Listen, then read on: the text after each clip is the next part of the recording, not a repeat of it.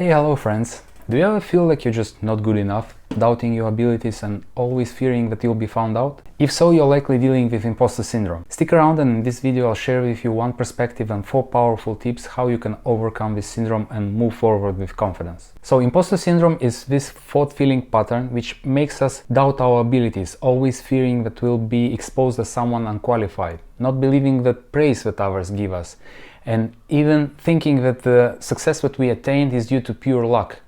And in a word, we feel like a fraud.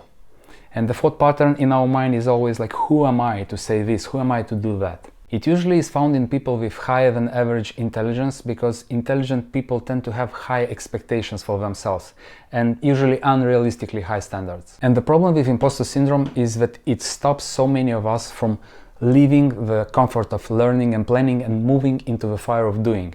Basically, it just gives us permission not to pursue our goals because we're just not good enough. But the cool thing about imposter syndrome is that it's an evolutionary trait and it is designed to keep us and those around us safe and alive. Imposter syndrome is a very healthy thing. It stops us from making huge mistakes from the lack of experience.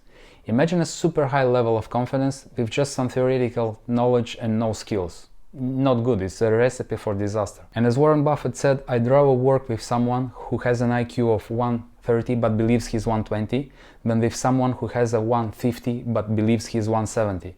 That second guy will kill you. So what can we do if we don't want to feel like an imposter anymore? The simple and honest answer is nothing.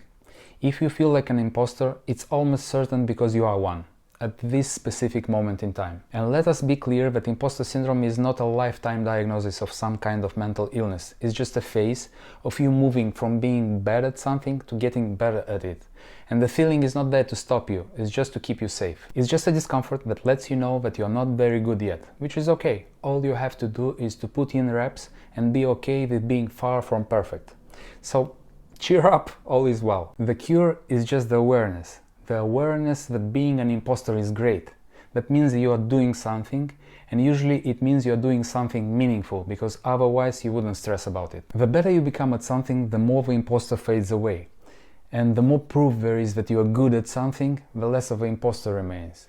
And the only way to get good at something is first to be bad at it. The day you'll be seeing your first patient as a doctor, there is no way that you'll be thinking like, I'm a real doctor now, I'm so confident. More probably you'll be thinking like, what if I screw up? Should I call for a real doctor to assist me? And what if a patient can tell that I'm not for real? And all of this actually will allow you not to screw up. To be cautious, even overly cautious, because there is no experience yet to back up the doctor confidence, but it will come in time. So the only realization that you need right now is that imposter syndrome is just a phase in your development, if you're doing something new and meaningful.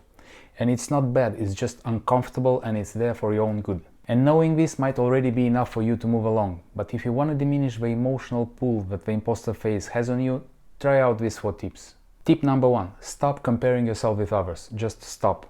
When we start something new, we usually get the inspiration from someone who are very good at what they do, from experts and masters, which is great and this is the way to do it, but in the same time we tend to compare every step of our way also with experts and masters, which is crazy. Comparing yourself with someone who spent 10 years doing but you're just learning to do, it makes no sense. If you still need a benchmark, compare yourself with yourself a week ago or a month ago.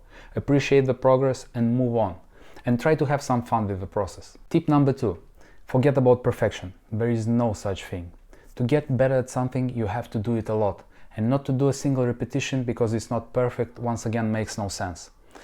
Start ugly. In business, there is such a thing as MVP, minimum viable product. If it's your first presentation, don't focus on special effects. Just have your bullet points and know the message that you want to convey. If you're just learning how to cook, don't expect to have your meals as in the pictures. Also, if you're making and you're just starting out to do videos, don't expect standing ovations. Just look at this video, it's my first one and I know for sure that I will cringe when I will look back at it. And of course I want it to be better, and hopefully I will get there in time with every new posted video. Up until then, a not so good video is better than no video at all. I made it for you, sure, but I made it also for me to learn how to do a better job later. I'm an imposter right now, and there is no way around it, just through. Tip number 3. Look back at your achievements.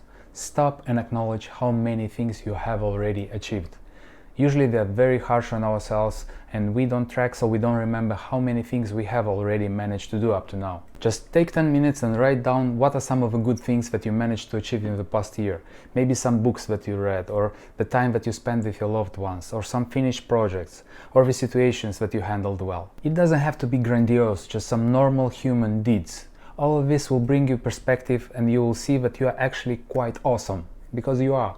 Tip number 4. Choose your desired identity. Choose who you are becoming through the actions that you are taking. Who will be the new you at the end of the imposter syndrome phase? Start to intentionally think that you are for real, that you are the singer, that you are the writer, that you are the entrepreneur. And I know, this is what you've been trying to change. Hello, imposter syndrome, remember? Yes. Initially you will feel like a fraud, but with every new repetition you will grow into this new identity because you will see the proof that you are getting better. With every cured patient you will grow into this doctor identity. Look at your new identity like a cardboard cutout. So you cut out who you want to become, your new identity, and you put it somewhere on a wall like a reminder who you will become. And then you just put in the reps to fill it in, to make it come alive, like Pinocchio from a log. And you achieve this by doing the same actions that a non-imposter would do. So this is a classical fake it till you make it case. Closing thoughts. Always seek to be an imposter in some area of your life. Be an imposter life coach, be an imposter CEO, be an imposter guitar player. Do whatever gives you the proud badge of an imposter. Because if you stick with it soon enough, you will gain the new badges, the cool ones, of a specialist, expert, and maybe even master. And now, if you found this video useful, go and do something about it. Happy impostering!